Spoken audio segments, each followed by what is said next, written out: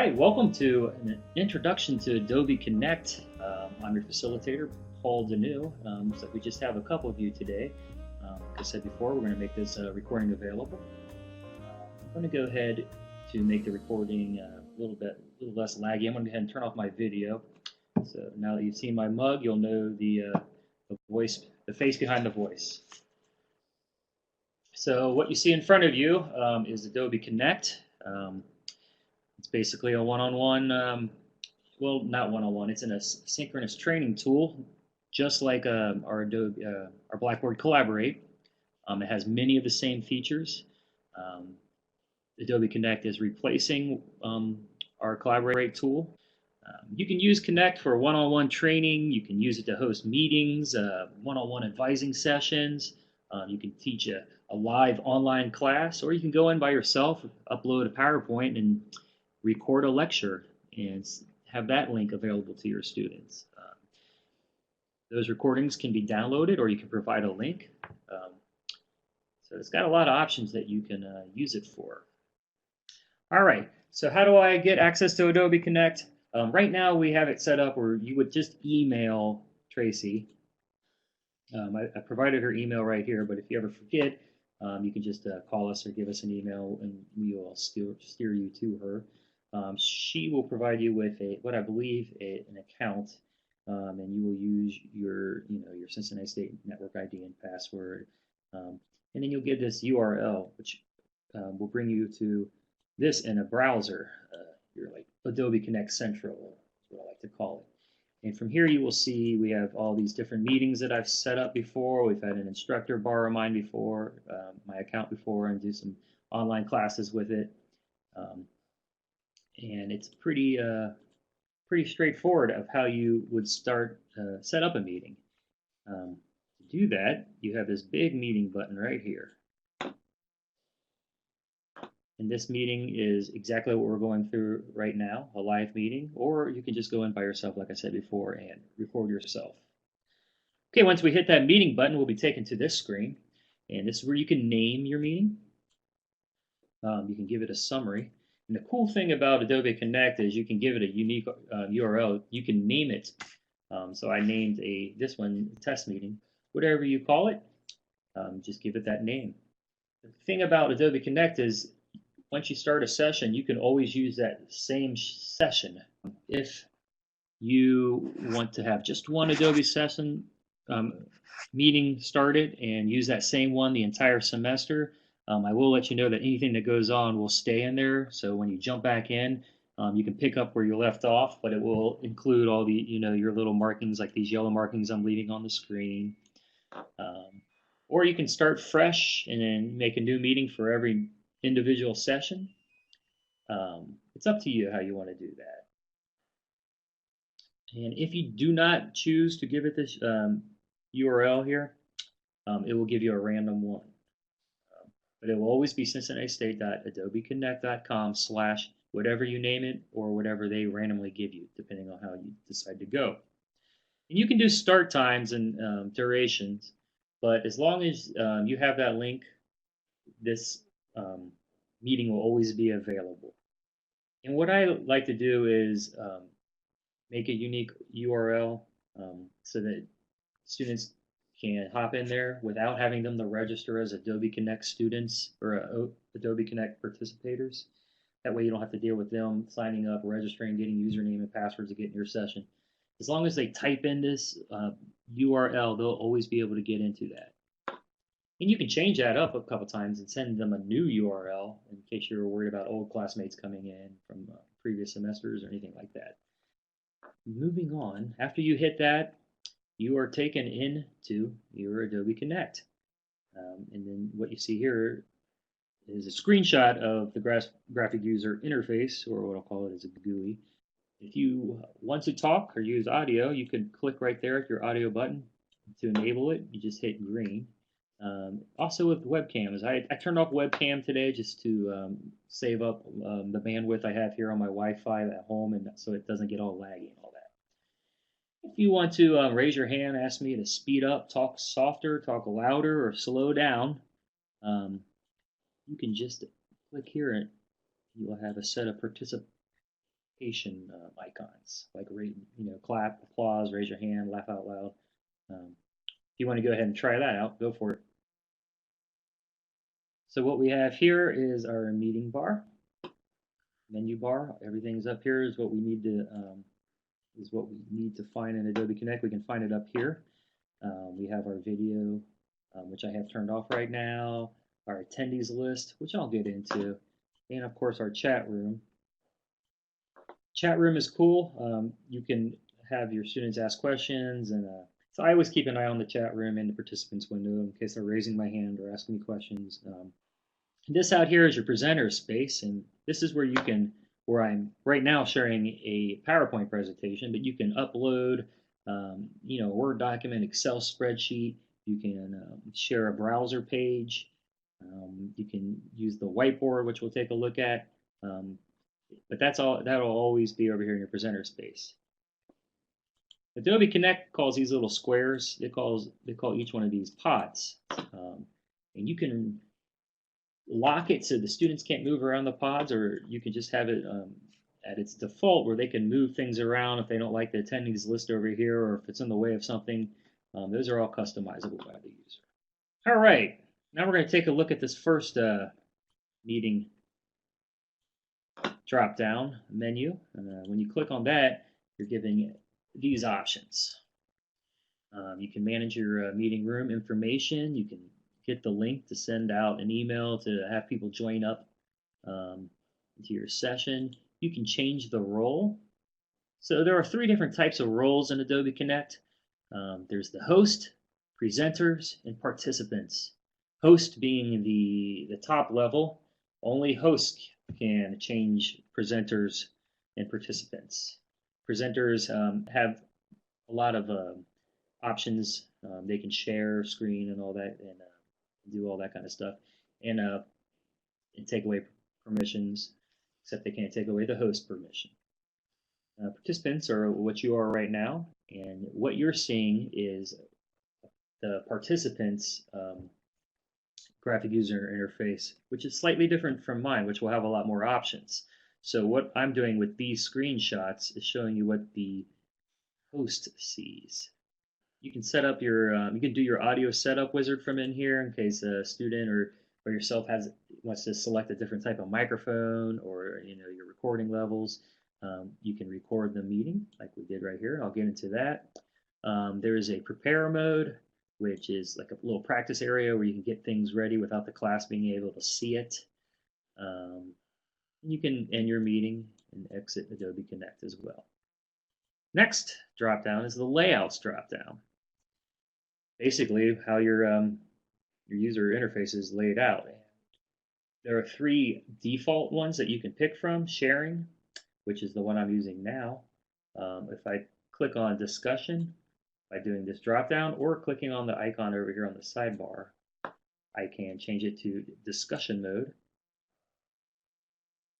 You now see what discussion mode is, and you can see the pods are all rearranged differently. We have discussion notes, we have a chat window, you can have a poll pod over there, or question answering pod. Discussion notes are notes that the instructor or presenter, or the host or the presenter, can type down there that can be available to your students and all. The other layout is the collaborate layout. Yes, do you have a question, Denise? Did you raise your hand? And if you have any questions, you can just go ahead and type them out.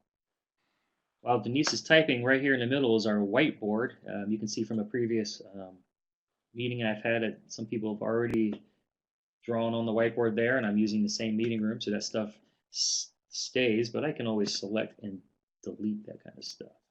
Yeah, I imagine I can just record the chat pod by hiding all the other pods until only the chat pod is available. All right, so that's your layout mode, and it comes like with the 3 different layouts that you can use, but you can also create your own layout. So if you don't want the chat window, if you don't want the whiteboard and all that, or if you can arrange it how you want it, and you can just go ahead and save a new layout by creating a new layout, naming it. You can call it Denise Layout 3 or Paul layout 2. All right, so that's the layout. We're going to move on next to the pods. Like I said before, all these little squares all around your layout are called pods. Um, and we're going to take a look at a question and answer pod, a poll pod. Web links is essentially sharing a web link and doing like a web tour together. The chat room that you're typing in is a pod. Up here, the video camera section is a pod. The attendees list box is a pod. Those are all different pods, so I think you got that. Now, if I were going to go to that first one, add new share by clicking here and then clicking over here, you'll get this box. It says share my screen. And if this is the first time you're jumping into a Adobe Connect session as a presenter or a host, this will be the default right here. And what I did is share document and upload it my PowerPoint. But you can share your desktop and you can share your whiteboard. And if you share your desktop, that is essentially how you share applications. So if I wanted to share a Microsoft Word document or an Excel spreadsheet, I can just go share my screen and then choose that. Now, if somebody wants to take control of my shared presentation, I would just click and drag them up into the presenters area or right click and make them a presenter or a host. Students can't request control of your screen, but anybody who is labeled a presenter or a host can request control of your screen. That's a little bit different than Collaborate, but you can definitely share applications with Adobe Connect. This other pod we'll take a look at is poll pods, and this is a poll pod where you can, ask your class questions to get an idea of what they're thinking. I've already created a couple pods. There's poll pod 2, and I have one called Will the Bengals Win Their Next Game pod. So I'll go ahead and throw that pod out there. All right, I'm reopening the pod. There we go. I can click the View Votes button and to see who all answered what, and I can broadcast the results. I can clear all the answers. That is a poll pod. All right, we're closing that one out, and we're moving over to the next menu drop down, and that's audio, and that's essentially where you can, give rights to all your students to be able to use their microphones. You can set all that up there. If you look over in the participants window, and I did a screenshot of an empty participants window, you can see that it has the 3 sections. Put all hosts in the host section. Presenters will be here, participants here. You guys are all in the participants window. Now, if I want Denise or Alice to share their screen or take control of my screen, I can just click and drag them up to presenter. If they want to use my shared screen and take control of it, there will be a button up top that says request control of the shared screen. So that is essentially the participants window, which I like to always keep an eye on to make sure anybody's raising their hands or asking me to speed up or slow down or anything like that. All right, going back to the meetings, that's where you can start the recording. The recording in Adobe Connect is pretty easy. All you have to do is do the meeting drop down and hit record meeting. And once you do that, your recording will begin. And you'll get this little drop down over on the top right of your screen, and you'll have a red button. Now there's 2 ways you can work with recordings. If you have, like say, a long hour-long presentation and you want to split it up into 4 different 15-minute ones, you can just hit stop after every 15 minutes and then hit record again, and it will start a brand new recording and save your older ones. Now, if you want just one long video, but you need to take little breaks, just pause it. So every time you hit stop, it's going to stop the recording and you'll have to start a new one from where you left off. And all those recordings will be available to you back on that Adobe Central page, which I will show you. All right, back at that Adobe Central page. This is the page where we hit the new meeting button in the beginning. But now I want to access my recordings. Now, if you did a big, long, 2-hour long meeting, your recording's probably not going to be available right away. It'll probably have to render. but it works pretty quickly. You'd be surprised. So once you go back to your Adobe Connect Central login and say I want my recording for this session that I'm doing right now, I would just click on that link, and then I'll be taken to the next screen. This link is where I can edit information. I can add participants or remove participants. I can change my invitations and send them out. I can get all my content uploaded so it's all ready, and so I can get my PowerPoints ready, or any images or files or documents I want to hand out. I can manage that all here or delete it here. But this is also where you find recordings.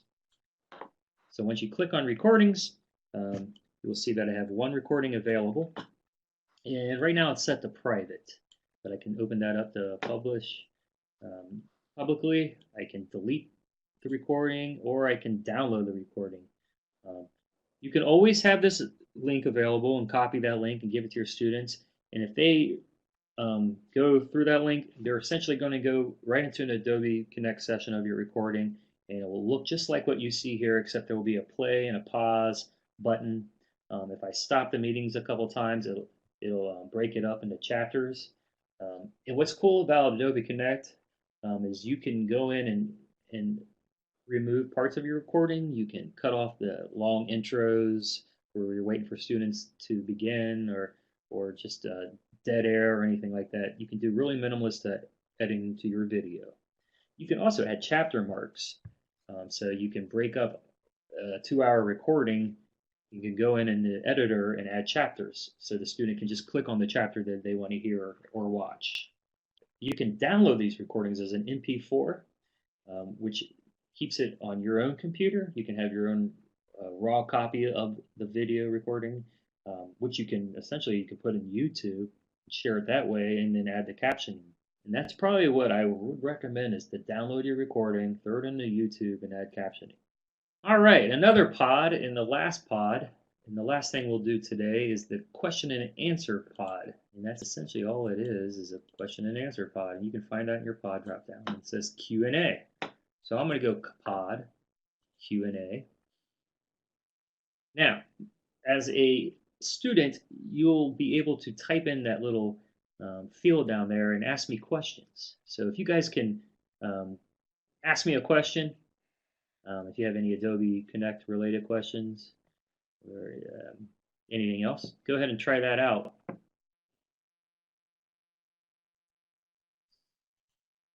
So it's a cool little way you can have a question and answer session with your students, and it'll keep your answers organized with the question, which is better than them, going through the chat history and trying to find out what answers go with what questions. If you have all this crazy stuff typed in the chat room, it all organizes better over here in the Q&A pod.